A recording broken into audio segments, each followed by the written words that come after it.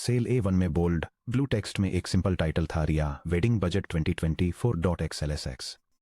इसके नीचे 34 रोज थीं जिनमें बहुत ही ध्यान से फॉर्मेट किए गए नंबर्स थे, जिन्हें आनंद ने 5 ईयर्स में बनाया था। आनंद, जो लखनऊ के पब्लिक्स डिपार्टमेंट में 46 year old senior assistant engineer हैं, 78,000 रुपीज की एक अच्छी मंथली सैलरी कमाते हैं। वे एक ऐसे इंसान हैं जो अपनी लाइफ को स्ट्रक्चरल टॉलरेंस और कंक्रीट मिक्स रेशियो में नापते हैं। फिर भी उनकी लैपटॉप स्क्रीन पर दिख रही स्प्रेडशीट एक ऐसा स्ट्रेस टेस्ट दिखा रही थी जो उनके द्वारा ऑडिट किए गए किसी भी ब्रिज से कहीं ज्यादा था। जब कॉलम ई के बॉटम में फाइनल टैली कैलकुलेट की गई तो बोल्ड रेड नंबर था 28,40,000 रुपीज। उस फिगर की सही गहराई को समझने के लिए आपको यह देखना होगा कि इसे कैसे बनाया गया था। वेन्यू और catering 3 dates 650 guests 8,50,000 rupees. Gold jewellery bridal set coins groom's chain 7,20,000 rupees. Trousseau clothing और family gifts 3,80,000 rupees. Photography videography और stage decor 2,10,000 rupees. Travel hotel rooms और रिलेटिव्स के लिए लॉजिस्टिक्स 1,80,000 रुपीज। ग्रूम की फैमिली के लिए gift sedan smart TV refrigerator 5 lakh rupees. इस single event को फंड करने के लिए आनंद ने किसी बड़े सरप्लस का इस्तेमाल नहीं किया। इसके बजाय उन्होंने ऐसे फाइनेंशियल स्टेप्स उठाए जिससे उनकी फैमिली का लॉन्ग टर्म सेफ्टी नेट पूरी तरह से खत्म हो गया। उन्होंने अपना public provident fund PPF account समय से पहले बंद कर दिया और 2011 से जमा हो रहे कंपाउंडिंग और टैक्स फ्री इंटरेस्ट का नुकसान उठाया। उन्होंने 5 ईयर्स के लिए 14% के भारी इंटरेस्ट रेट पर 6 लाख रुपीज का पर्सनल लोन लिया, जिससे लगभग 14,000 रुपीज की इक्वेटेड मंथली इंस्टॉलमेंट EMI बन गई, जो उनकी नेट टेक होम पे का लगभग 18% था। आखिरकार उन्होंने अमीनाबाद के एक लोकल ज्वेलर के पास जाकर अपनी वाइफ की भारी गोल्ड वेडिंग चेन बेच दी, जो 22 ईयर्स पहले उन्हें अपनी मां से मिली इकलौती कीमती चीज थी। रिया, उनकी 24 ईयर ओल्ड बेटी, एक रिस्पेक्टेड रीजनल इंस्टीट्यूट से MBA होल्डर है और बेंगलुरु की एक डिजिटल मार्केटिंग एजेंसी में 55,000 रुपीज पर मंथ कमाती है। सेरेमनी से महीनों पहले किचन टेबल पर अपने फादर के सामने बैठकर और अपना खुद का लैपटॉप खोले हुए उसने उन्हें समझाने की कोशिश की। पापा, हमें मैरिज पैलेस में 500 लोगों की जरूरत नहीं है। उसने 80 क्लोज फैमिली मेंबर्स और फ्रेंड्स के साथ एक इंटीमेट इवेंट का स्केल्ड बैक प्लान दिखाते हुए उनसे रिक्वेस्ट की, गोल्ड मिनिमल रखिए।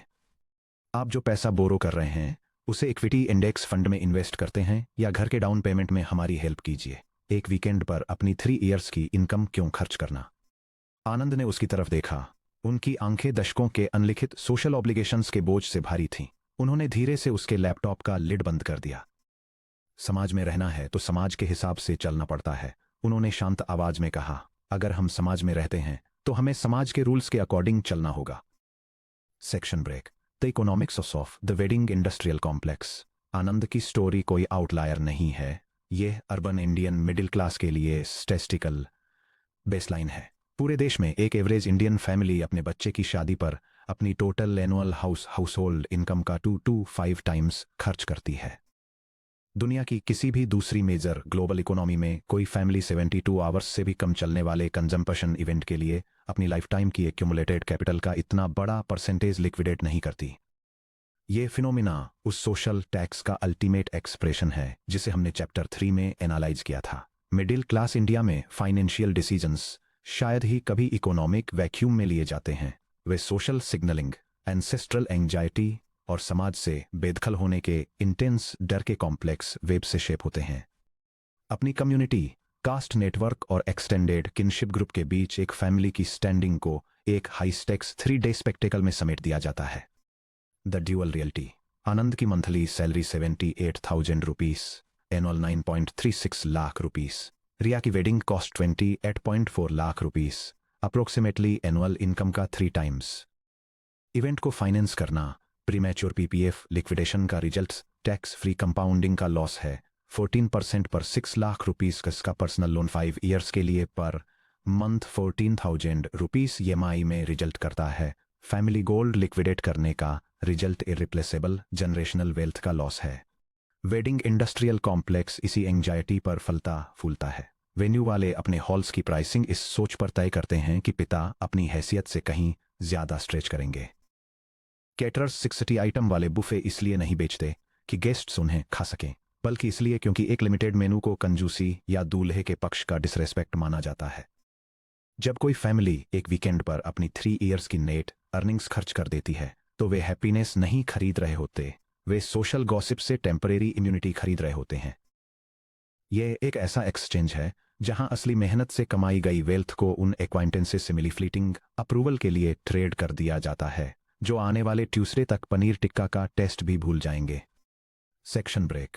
The persistence of shadow dowry and lost compounding. इस सारे खर्चे के पीछे एक ऐसा अनकंफर्टेबल ट्रूथ है जिसे मिडिल क्लास कन्वर्सेशंस अक्सर सैनिटाइज करती हैं, डॉवरी की लगातार चली आ रही लेगेसी। लीगली डॉवरी को डॉवरी प्रोहिबिशन एक्ट ऑफ 1961 के तहत बैन कर दिया गया है। वायलेटर्स को इम्प्रिजनमेंट और हैवी फाइन्स का सामना करना पड़ता है। फिर भी 6 डिकेड्स बाद ये प्रैक्टिस बस एक सोफिस्टिकेटेड नए वोकेबुलरी में इवॉल्व हो गई है। डायरेक्ट कैश डिमांड्स की जगह यूफेमिज्म्स ने ले ली है। कपल के लिए गिफ्ट्स, ग्रूम का ऑनरेरियम, सेटअप असिस्टेंस या फैमिली हॉस्पिटैलिटी एक्सपेक्टेशंस। आनंद की स्प्रेडशीट में मिड साइज्ड सेडान और प्रीमियम होम इलेक्ट्रॉनिक्स के लिए 5 लाख रुपीज का लाइन आइटम कोई पिता के प्यार का स्पॉन्टेनियस जेस्चर नहीं था। यह आनंद और दूल्हे के पिता के बीच फॉर्मल मीटिंग्स के दौरान इस बहाने से नेगोशिएट किया गया था कि बच्चे अपनी नई लाइफ कंफर्टेबली स्टार्ट कर सकें। कार का रजिस्ट्रेशन सिर्फ दूल्हे के नाम पर इश्यू किया गया था। यह ट्रांजैक्शन लीगल टर्मिनोलॉजी के साथ पूरी तरह कंप्लायंट था, क्योंकि किसी ने डॉवरी वर्ड का यूज नहीं किया था। फिर भी इसकी स्ट्रक्चरल रियलिटी बिल्कुल सेम थी। मैरिज की एक इम्प्लिसिट कंडीशन के रूप में ब्राइड की फैमिली से ग्रूम की फैमिली को ट्रांसफर की गई वेल्थ। इमीडिएट एथिकल और लीगल क्वेश्चंस के परे इन ट्रांजैक्शंस का फाइनेंशियल कोलैटरल डैमेज जनरेशंस तक रिवर्बरेट होता है। आनंद के डिसीजंस की रियल अपॉर्चुनिटी कॉस्ट पर विचार कीजिए। यह text based comparison retirement savings account से समय से पहले पैसे विड्रॉ करने के लॉन्ग टर्म फाइनेंशियल इम्पैक्ट को इलस्ट्रेट करता है, वर्सेस से 10 ईयर्स तक कंपाउंड होने के लिए अनट छोड़ने के। और यह डेमोन्स्ट्रेट करता है कि कैसे अर्ली लिक्विडेशन लोन डेट की तरफ ले जाता है, जबकि डिसिप्लिन्ड होल्डिंग से सबस्टेंशियल वेल्थ ग्रोथ होती है। अगर आनंद ने अपने 7.5 लाख रुपए के पीपीएफ बैलेंस को एज 56 पर रिटायरमेंट तक एक और डेकेड के लिए वैसे ही छोड़ दिया होता, जो 7.1% पर एनम की कंजर्वेटिव टैक्स फ्री रेट से कंपाउंड होता, तो वो कैपिटल लगभग 14.95 लाख रुपए तक बढ़ गया होता। जब आप 6 लाख रुपए के पर्सनल लोन को भी जोड़ते हैं, जो 5 ईयर्स में अकेले इंटरेस्ट पेमेंट्स में ही 2.3 लाख रुपए से ज्यादा पड़ेगा, तो वेडिंग की ट्रू कॉस्ट सिर्फ उनकी स्प्रेडशीट पर प्रिंटेड 28.4 लाख रुपए नहीं थी। यह डिस्ट्रॉयड फ्यूचर परचेजिंग पावर में 45 लाख रुपए के करीब थी। आनंद ने सिर्फ अपनी प्रेजेंट अर्निंग्स ही खर्च नहीं की, उन्होंने अपनी रिटायरमेंट सिक्योरिटी को गिरवी रख दिया, जिससे वो खुद एक मॉडेस्ट गवर्नमेंट पेंशन पर डिपेंडेंट रहने और पोटेंशियली अपने 60s में अपने बच्चों पर फाइनेंशियली डिपेंडेंट होने के लिए मजबूर हो गए। Section break. The day after. Post wedding money management के 3 मॉडल्स। भले ही पेरेंट्स अक्सर शादी के दिन अपनी लाइफ सेविंग्स खत्म कर देते हैं, लेकिन न्यूली मैरिड कपल एक ऐसे फाइनेंशियल लैंडस्केप में कदम रखता है जिसके लिए ट्रेडिशनल अपब्रिंगिंग शायद ही कभी उन्हें प्रिपेयर करती है। एक बार जब वरमालाएं धुंधली पड़ जाती हैं और थैंक यू नोट्स भेज दिए जाते हैं, तो रिया और उनके नए हस्बैंड विक्रम एक ऐसे सवाल का सामना करते हैं जिस पर बहुत कम इंडियन कपल्स शादी से पहले डिस्कस करते हैं: हम एक्चुअली अपना पैसा एक साथ कैसे मैनेज करें। इंडिया में मैरिज के अंदर मनी मैनेजमेंट को हिस्टोरिकली एक टैबू सब्जेक्ट माना गया है, जो या तो रिजिड पैट्रियार्कल ट्रेडिशंस से गवर्न होता है या किसी क्राइसिस के आने तक पूरी तरह से इग्नोर किया जाता है। फर्स्ट जनरेशन वेल्थ बिल्डर्स के लिए मैरिज के शुरुआती दौर में ही एक क्लियर कोलैबोरेटिव फ्रेमवर्क एस्टैब्लिश करना बहुत जरूरी है। हाउस होल्ड फाइनेंसेस को स्ट्रक्चर करने के 3 प्राइमरी मॉडल्स हैं, जिनमें से हर एक के इंडियन कल्चरल कॉन्टेक्स्ट में अपने अलग एडवांटेजेस और पोटेंशियल पिटफॉल्स हैं। जॉइंट मनी मैनेजमेंट के 3 models. The complete merger. Income A plus income B से एक सिंगल जॉइंट अकाउंट बनता है। Yours, mine, ours. Income A self A के पास जाती है और इनकम भी सेल्फ बी के पास जाती है, और दोनों जॉइंट बिल्स और गोल्स की तरफ ले जाते हैं। Complete separation. Income A self A के पास जाती है और इनकम भी सेल्फ बी के पास जाती है, मैनुअली बिल्स स्प्लिट करते हुए, जो इंडियन कॉन्टेक्स्ट में रेयर है। The complete merger model. Mechanism यह है कि पति और पत्नी दोनों की पूरी इनकम एक ही शेयर्ड बैंक अकाउंट में आती है, सभी इन्वेस्टमेंट्स, रहने के खर्चे, पर्सनल खर्चे और सेविंग्स इसी सेंट्रल पूल से पूरे होते हैं। कल्चरल कॉन्टेक्स्ट, यह एक क्लासिक ट्रेडिशनल अप्रोच है जो पूरी यूनिटी यानी जो मेरा है वो आपका है के विचार पर बेस्ड है। द रिस्क यह है कि भले ही यह सिंपल लगे, लेकिन यह मॉडल मॉडर्न डुअल इनकम वाले घरों में अक्सर काम नहीं कर पाता। इससे अक्सर इंडिविजुअल स्पेंडिंग हैबिट्स, जैसे एक पार्टनर का गैजेट्स पर खर्च करना और दूसरे का ट्रैवल पर खर्च करना, इन बातों पर झगड़े होते हैं। और अगर एक पार्टनर जॉइंट अकाउंट पर कंट्रोल कर लेता है तो ये फाइनेंशियल डोमिनेंस का रूप ले सकता है, जिससे दूसरे पार्टनर को अपने पर्सनल खर्चों के लिए भी परमिशन लेनी पड़ती है। The your mine and hours model dual income couples के लिए रिकमेंडेड मैकेनिज्म यह है कि दोनों पार्टनर्स अपने इंडिविजुअल पर्सनल बैंक अकाउंट्स बनाए रखते हैं और साथ ही एक शेयर जॉइंट अकाउंट खोलते हैं जो सिर्फ घर के मिले जुले खर्चों और फाइनेंशियल गोल्स के लिए होता है। एग्जीक्यूशन, हर महीने दोनों पार्टनर्स अपनी इनकम का एक प्री एग्रीड परसेंट या एक fixed proportionate amount joint account में ट्रांसफर करते हैं। जॉइंट अकाउंट इससे रेंट या home loan, EMI, grocery, utility bills, domestic help, बच्चों के खर्चे और शेयर्ड इन्वेस्टमेंट्स जैसे घर खरीदने के लिए जॉइंट एसआईपी का पेमेंट किया जाता है। इंडिविजुअल अकाउंट्स बाकी बची इनकम पर्सनल ऑटोनॉमी के लिए रखी जाती है, जिससे पर्सनल हॉबीज, करियर अपस्किलिंग, बुजुर्ग पेरेंट्स के लिए गिफ्ट्स या बिना पार्टनर से परमिशन लिए पर्सनल खर्चे किए जा सकें। वाई इट वर्क्स, ये पर्सनल ऑटोनॉमी को बनाए रखता है और साथ ही म्यूचुअल अकाउंटेबिलिटी भी बढ़ाता है। यह इंडिविजुअल खर्चों पर होने वाले छोटे मोटे झगड़ों को खत्म करता है और यह सुनिश्चित करता है कि फैमिली के मेन फाइनेंशियल टारगेट्स लगातार पूरे होते रहें। The complete separation model mechanism, दोनों पार्टनर्स अपने फाइनेंस पूरी तरह से अलग रखते हैं। बिल मैन्युअली स्प्लिट किए जाते हैं या कैटेगरी के हिसाब से असाइन किए जाते हैं। उदाहरण के लिए, एक रेंट पे करता है और दूसरा ग्रोसरीज और ट्रैवल के लिए पे करता है। कल्चरल कॉन्टेक्स्ट, इंडिया में ये बहुत अनकॉमन है। ये मॉडल आमतौर पर उन कपल्स द्वारा अपनाया जाता है जो लाइफ में देर से शादी करते हैं और जिनके पास एस्टैब्लिश्ड एसेट्स हैं या जो सेकंड मैरिज कर रहे हैं। द रिस्क, क्लियर कम्युनिकेशन के बिना यह मॉडल सीक्रेसी को बढ़ावा दे सकता है, ट्रांजैक्शनल फ्रिक्शन पैदा कर सकता है और प्रॉपर्टी खरीदने या बच्चों की एजुकेशन को फंड करने जैसी लॉन्ग टर्म फाइनेंशियल प्लानिंग को बहुत कॉम्प्लेक्स बना सकता है। Section break, the first month money protocol, the conversation every couple needs. जब रिया और विक्रम शादी के बाद बेंगलुरु में अपने अपार्टमेंट में शिफ्ट हुए तो वे सिर्फ अपना सामान ही नहीं बल्कि अपने अपने परिवारों के इनविजिबल फाइनेंशियल फुटप्रिंट्स भी साथ लाए थे।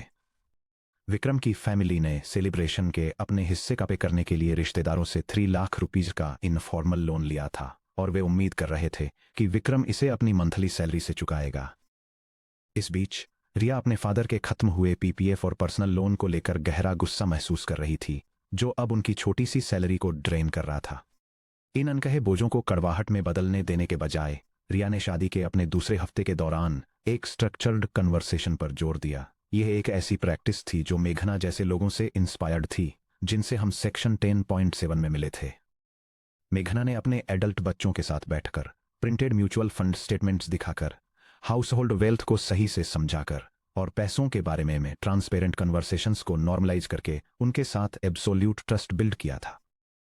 रिया ने समझा कि किसी फैमिली में फाइनेंशियल ट्रांसपेरेंसी शादी के डे 1 से ही शुरू होनी चाहिए।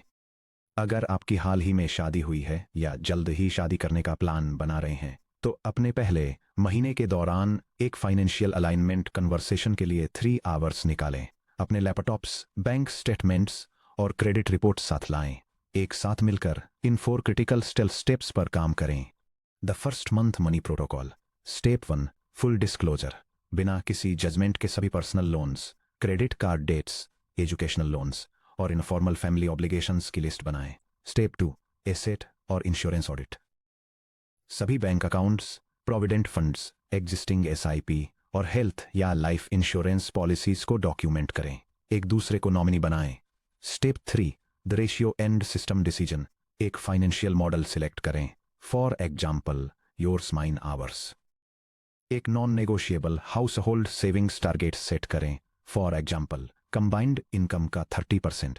Step 4, role allocation and monthly review. Clear operational responsibilities assign करें, जैसे कौन इन्वेस्टमेंट्स ट्रैक करेगा, कौन बिल पेमेंट्स मैनेज करेगा और एक monthly 30 minute check in schedule करें। Step 1 complete debt and obligation disclosure. आपकी हर एक एग्जिस्टिंग फाइनेंशियल ऑब्लिगेशन सामने टेबल पर होनी चाहिए। इसमें educational loans, credit card balances, personal loans और फैमिली की छोटी मोटी कमिटमेंट्स शामिल हैं, जैसे पेरेंट्स को मंथली स्टाइपेंड भेजना या मैरिज से जुड़े लोन्स पे ऑफ करना। एग्जिस्टिंग डेट्स को छुपाकर रखना शुरुआती मैरिटल कन्फ्लिक्ट्स का एक मेन रीजन होता है। Step 2 the asset and insurance audit. एक मास्टर डिजिटल फाइल क्रिएट करें जिसमें ये डिटेल्स हों, आपके सभी active bank accounts, mutual fund folios, PPF accounts और fixed deposits, existing insurance policies, term life और हेल्थ इंश्योरेंस। क्रूशियल एक्शन, अपने सभी अकाउंट्स में लीगल नॉमिनेशन अपडेट करें। इंडियन बैंक अकाउंट्स में मिलियंस ऑफ रुपीज अनक्लेम्ड पड़े रहते हैं क्योंकि डिसीड अकाउंट होल्डर्स ने कभी अपने नॉमिनेशन डिटेल्स पेरेंट्स से, स्पाउस या वाइस वर्सा अपडेट ही नहीं किए। Step 3 agreeing on the savings rate and account architecture. अपने फाइनेंशियल मैनेजमेंट मॉडल को क्लियरली डिसाइड करें। अगर आप yours, mine and hours model use कर रहे हैं तो टेक होम पे का एग्जैक्ट परसेंटेज डिफाइन करें जो हर person joint household account में कंट्रीब्यूट करेगा। एक बेसलाइन रूल सेट करें, household savings rate non negotiable होना चाहिए। बिना बच्चों वाले डुअल इनकम कपल के लिए किसी भी डिस्क्रिशनरी स्पेंडिंग से पहले कंबाइंड नेट इनकम का minimum 30% to 40% target long term investments की तरफ डायरेक्ट होना चाहिए। Step 4 assigning financial operational roles. एक पार्टनरशिप में क्लियर ऑपरेशनल ऑनरशिप की जरूरत होती है। अपनी रिस्पॉन्सिबिलिटीज को इंटरेस्ट और स्किल के बेसिस पर डिवाइड करें, न कि ट्रेडिशनल जेंडर नॉर्म्स पर। पार्टनर ए कैश फ्लो मैनेज करने, यूटिलिटी बिल्स पे करने, monthly house hold budget track करने और इमरजेंसी फंड मेंटेन करने के लिए रिस्पॉन्सिबल है। Partner B long term equity investments monitor करने, mutual fund portfolio performance review करने और इंश्योरेंस कवरेज मेंटेन करने के लिए रिस्पॉन्सिबल है। हर महीने के फर्स्ट संडे को एक रिकरिंग 30 मिनट का फाइनेंशियल चेक इन शेड्यूल करें ताकि खर्चों को रिव्यू किया जा सके, शेयर टारगेट्स की तरफ प्रोग्रेस को ट्रैक किया जा सके और बिना किसी इमोशनल ड्रामा या बहस के बजट को एडजस्ट किया जा सके। Section break, the invisible partner financial decision making and gender. True financial independence build करने के लिए हमें ओपनिंग स्टोरी की एक लास्ट डिटेल को एग्जामिन करना होगा। आनंद की मल्टी टैब्ड वेडिंग स्प्रेडशीट में हर मेजर लाइन आइटम पर दो लोगों के बीच नेगोशिएशन हुआ था, आनंद और दूल्हे के पिता। रिया की मां सुनीता, जिन्होंने 22 ईयर्स तक घर का बजट चलाया था, एक एक रुपये को सोच समझकर खर्च किया, लोकल वेंडर्स से नेगोशिएट किया और डेली कैश फ्लो को मैनेज किया। उनसे किसी एक भी स्ट्रक्चरल इन्वेस्टमेंट या क्रेडिट डिसीजन पर सलाह नहीं ली गई थी। उनसे यह नहीं पूछा गया कि क्या फैमिली को पीपीएफ तोड़ना चाहिए। 14% पर्सनल लोन लेने के बारे में भी उनसे कोई सलाह नहीं ली गई। कैपिटल एलोकेशन प्रोसेस में उनका एकमात्र इन्वॉल्वमेंट अपनी सोने की चेन सौंपना था जब आनंद ने उन्हें बताया कि वेडिंग बजट कम पड़ रहा है।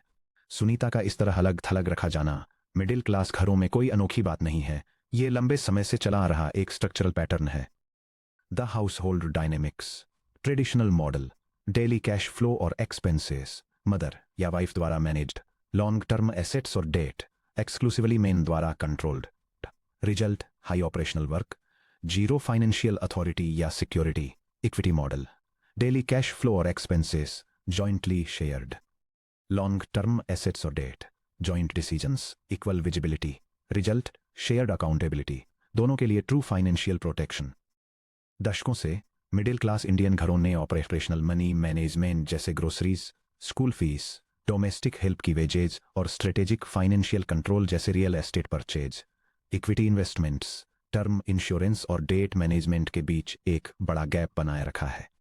महिलाओं को अक्सर पहली कैटेगरी की जिम्मेदारी थमा दी जाती है जबकि दूसरी कैटेगरी से उन्हें पूरी तरह बाहर रखा जाता है। यह डायनामिक्स बहुत बड़ी प्रॉब्लम्स पैदा करता है। जब लॉन्ग टर्म वेल्थ क्रिएशन को सिर्फ पुरुषों का डोमेन माना जाता है तो लाइफ की अनसर्टेनिटीज जैसे कि डिवोर्स, पति की विकलांगता या अचानक मौत की सिचुएशन में महिलाएं फाइनेंशियली काफी कमजोर पड़ जाती हैं। इंडियन मिडिल क्लास के लिए ट्रू फाइनेंशियल फ्रीडम तब तक हासिल नहीं की जा सकती जब तक घर की आधी आबादी को लॉन्ग टर्म कैपिटल एलोकेशन से बाहर रखा जाएगा। शादी सिर्फ एक सोशल कॉन्ट्रैक्ट नहीं है, ये एक इकोनॉमिक पार्टनरशिप भी है। जब आनंद ने सुनीता को वेडिंग बजट डिसीजंस से बाहर रखा तो वो सिर्फ मनी मैनेज नहीं कर रहा था, वो फाइनेंशियल साइलेंस के एक ऐसे पैटर्न को बढ़ावा दे रहा था जो महिलाओं को उन्हीं डिसीजंस में बिना किसी आवाज के छोड़ देता है जो उनके इकोनॉमिक फ्यूचर को शेप देते हैं। इस साइकिल को तोड़िए। इंडेक्स फंड्स खरीदने से लेकर डेट लेने तक हर फाइनेंशियल डिसीजन को खुलकर सामने लाइए, जहां दोनों पार्टनर्स फैमिली की फाइनेंशियल डेस्टिनी के इक्वल स्टेवर्ड्स बनकर टेबल पर साथ बैठे हैं।